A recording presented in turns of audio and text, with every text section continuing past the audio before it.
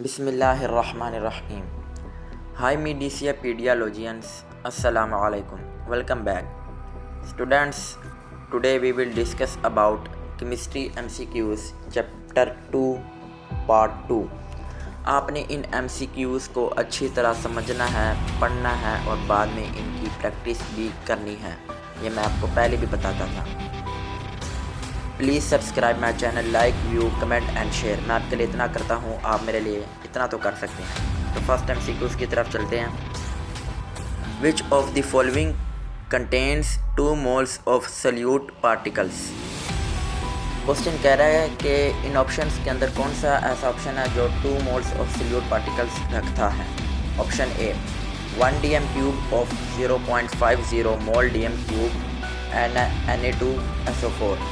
Option B 1 dm cube of 0.20 mol dm per cube Al2 under bracket SO4 3।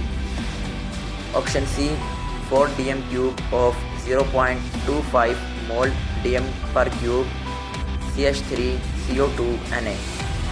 Option D 8 dm cube of 0.125 mol dm per cube CH3 CO2H। We have correct option is सी।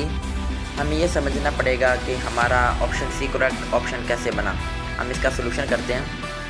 हमारे पास option C sodium acetate है SH3 CH3, जिसके अंदर carbon के ऊपर double bond O और Na होता है।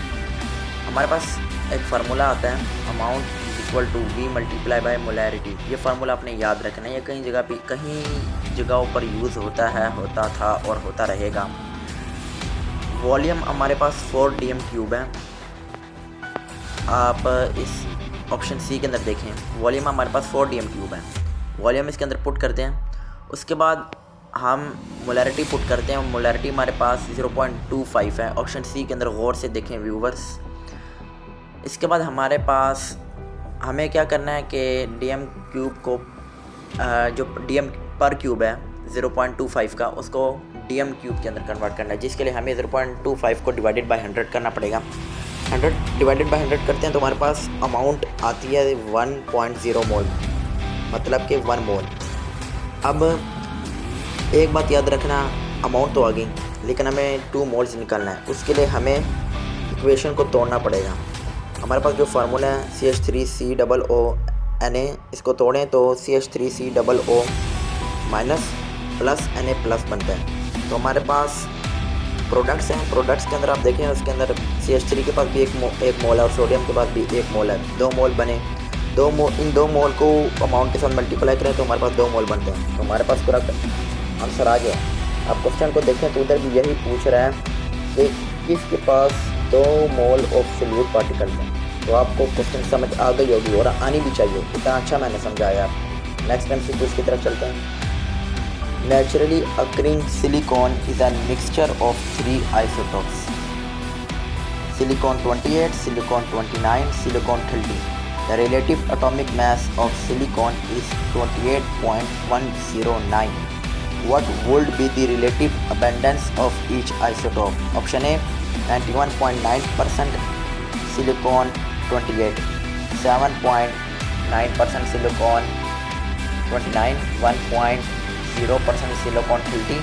Option B 92.2% silicon 28, 4.7% silicon 29, 3.1% silicon 30. Option C 95.0% silicon 28, 3.2% silicon 29, 1.8% silicon 30. Option D 96.3% silicon 28, 0.3% silicon 29, 3.4% silicon 30. We have correct option A। Question हमें कह रहे हैं कि कौन सा ऐसा आइसोटोप है सिलिकॉन का जिसका तीनों को मिलाने के बाद आंसर 28.109 आता है। करेक्ट ऑप्शन हमारे पास ऑप्शन ए है, लेकिन है भी नहीं है, बस तुक्का लगाने के बाद पता चल जाए कि ऑप्शन ए ही है करेक्ट आंसर है। अगर देख भी तो लेते हैं इसको। अब सिलिकॉन 28 है, पहले सिलिकॉन 28 आता है, फिर सिलिकॉन 29 आता है, फिर सिलिकॉन 30 आता है। तो ऑप्शन ए के मुताबिक हम सबसे पहले 91.1% को सिलिकॉन 28 से मल्टीप्लाई करते हैं, फिर प्लस करते हैं सिलिकॉन 29 को मल्टीप्लाई करते हैं 0.79% से, क्योंकि हमने सिर्फ 91.1% को नहीं मल्टीप्लाई करना, हमें परसेंटेज को नहीं मल्टीप्लाई करना, हमें इसको डिवाइड करेंगे 100 से, जो एक्चुअल वैल्यू है उसको हमें मल्टीप्लाई करना है।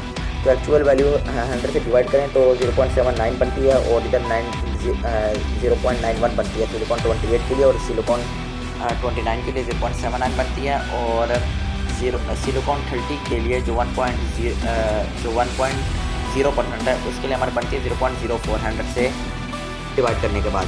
तो इन सब को प्लस करें तो हमारे पास एक्चुअल आंसर आता है 28.10। 28 आंसर आ जाए, 28.10 आ जाए, 28.110 आ जाए, 28.109 आ जाए। AMU में आया आंसर इस करेक्ट आंसर, उसने 28.109 पूछा है। आप ऑप्शन बी को करें, ऑप्शन सी को करें, ऑप्शन डी को करें, आंसर सबका गलत आना है। ऑप्शन ए का आंसर बिल्कुल करेक्ट आना है, that's why option A the correct answer. Next हम सी की तरफ चलते हैं। Calculate the mass percentage of magnesium in formation of magnesium oxide. हमें मैग्नीशियम का मास परसेंटेज निकालना है मैग्नीशियम ऑक्साइड के अंदर। Magnesium oxide means MgO। Option A 0.3, option B 1.5, option C 0.67, option D 0.6। पहले MCQs की तरह मैंने यहाँ पे आपको आंसर नहीं दिखाया, मुझे पता है आप आंसर देखने के बाद समझते नहीं है, इसलिए मैंने आपको अभी आंसर नहीं दिखाया। मैंने आपको बस एक नोट दिखाया है जो फार्मूला यूज़ होगा, mass of solute over mass of solution. लेकिन हमें क्या पता मास ऑफ सोल्यूट क्या और मास ऑफ सोल्यूशन क्या है, इसके लिए हमें मैग्नीशियम ऑक्साइड की इक्वेशन बनानी होगी।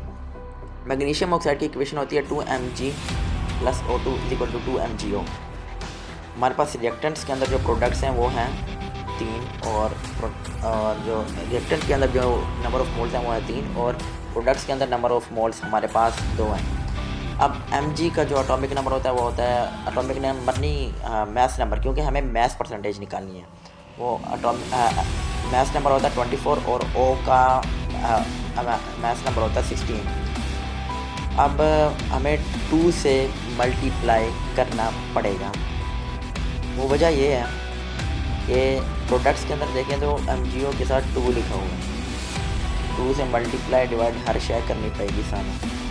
तो 24 को 2 से मल्टीप्लाई करें 48 आता है, और नहीं सबसे पहले हमें रिएक्टेंट्स को, जो रिएक्टेंट्स हैं उनको पहले मल्टीप्लाई करना पड़ेगा।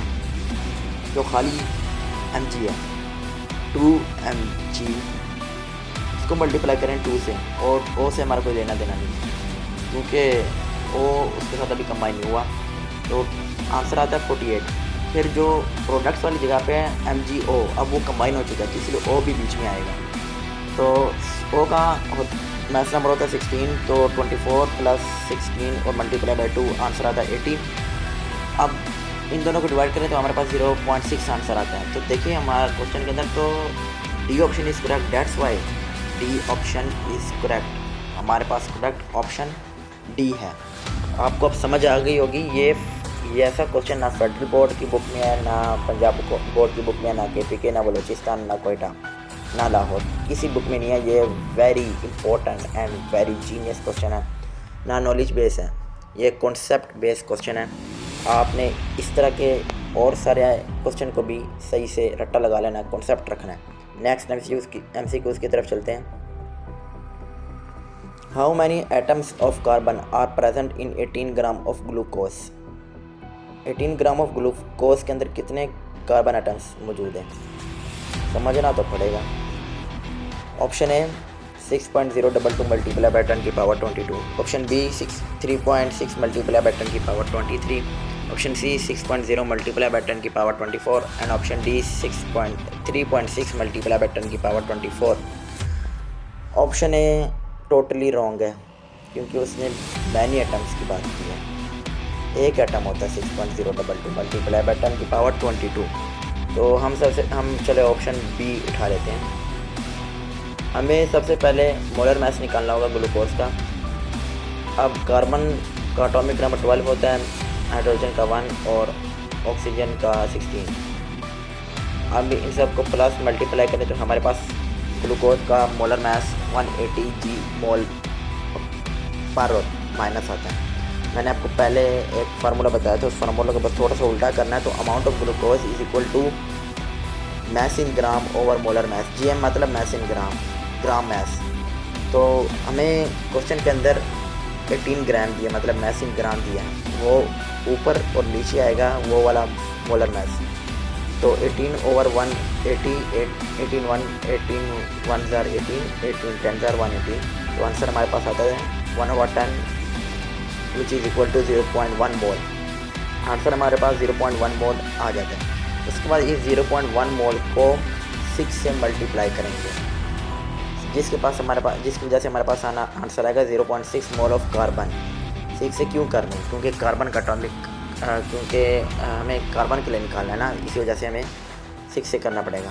इसके बाद नंबर ऑफ़ कार्बन एटम्स है ना, तो हमें एक एटम जो एक एटम होता है वो होता है 6.022 मल्टीप्लाई बाय 10 की पावर 23। हमारे पास 0.6 कार्बन एटम्स आए हैं, उनको मल्टीप्लाई करें 6.022 मल्टीप्लाई बाय 10 की पावर 23 से, जिसकी वजह से हमारे पास आंसर आता है 3.6 मल्टीप्लाई बाय 10 की power 23 which is the correct answer.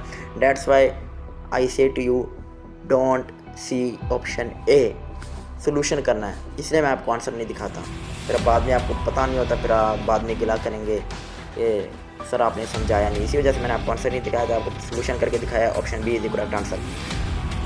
आज हमारे पास सिर्फ इतनी MCQ से आपने इन MCQs को अच्छी तरह समझना है, पढ़ना है और बाद में इनकी प्रैक्टिस भी करनी है। जाते जाते मेरे चैनल को सब्सक्राइब करते हैं, व्यू करें, कमेंट करें, लाइक करें, शेयर करें। अल्लाह हाफिज़। दुआ में याद रखना।